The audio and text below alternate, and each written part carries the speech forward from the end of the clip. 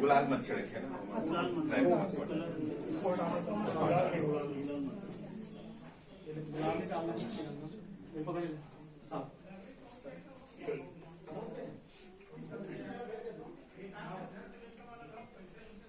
बोलो भारत माता की जय, भारत माता की जय, भारत माता की जय। वंदे मातरम, वंदे मातरम, वंदे मातरम। जय जवान जय किसान, जय जवान जय किसान, जय जवान जय किसान।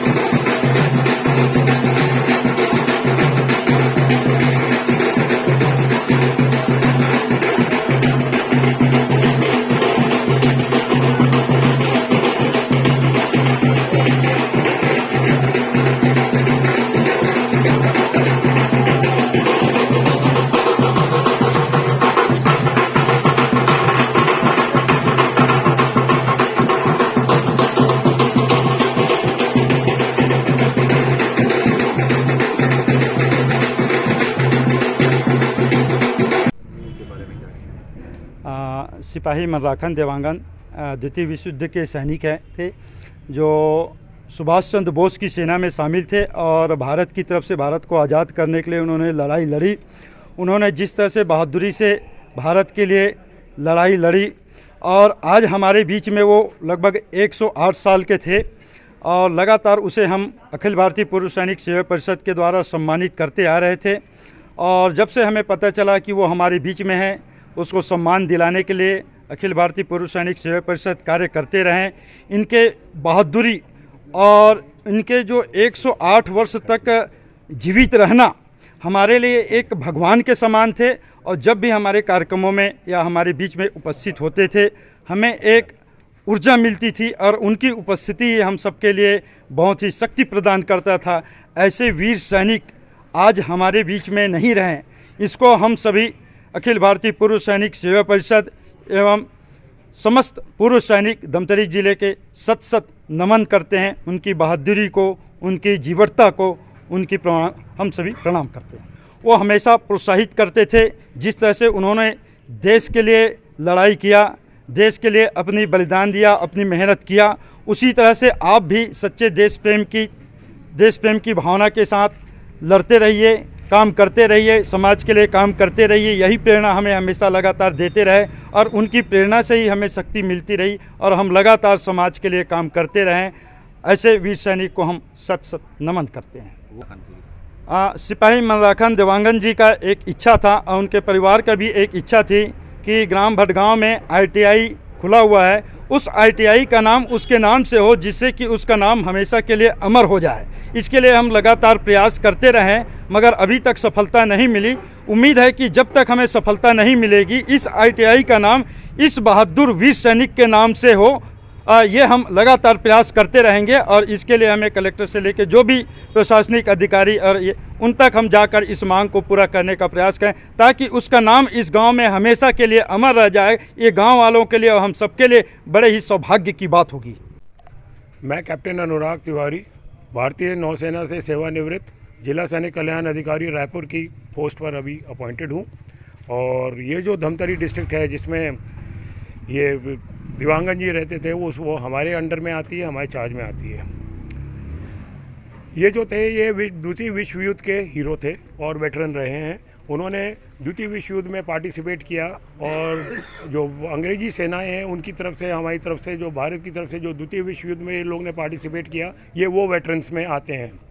और जो रायपुर जो हमारा जो ऑफिस है उसके अंडर में 5 डिस्ट्रिक्ट जो आती हैं उसके अंतर्गत इस तरह के वर्ल्ड वॉर 2 वेटरन्स जो हैं 13 लोग हैं अभी एज ऑफ नाउ टुडे, उसमें से अभी ये नहीं रहे तो अब 12 बचे हैं।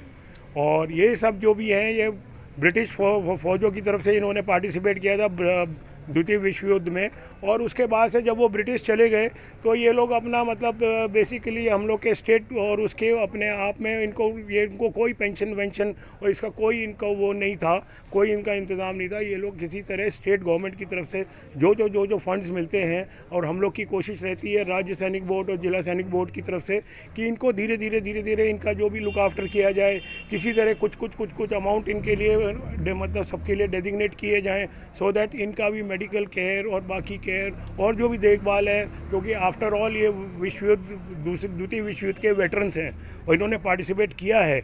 और क्योंकि अभी हमारी हमारा जब भारत का जो स्वतंत्रता मिली और जो भारत की जो फौज बनी और उसके बाद जैसे जो भी कानून आए उसमें ये एप्लीकेबल नहीं थे, इन लोग के ऊपर लागू नहीं होते थे, तो इसलिए इनको कोई पेंशन नहीं मिलती है। तो इसलिए स्टेट गवर्नमेंट की तरफ से हम लोग इनको कुछ जो भी है अमाउंट्स एवरी मतलब जो भी है हर महीने में हम लोग देते हैं।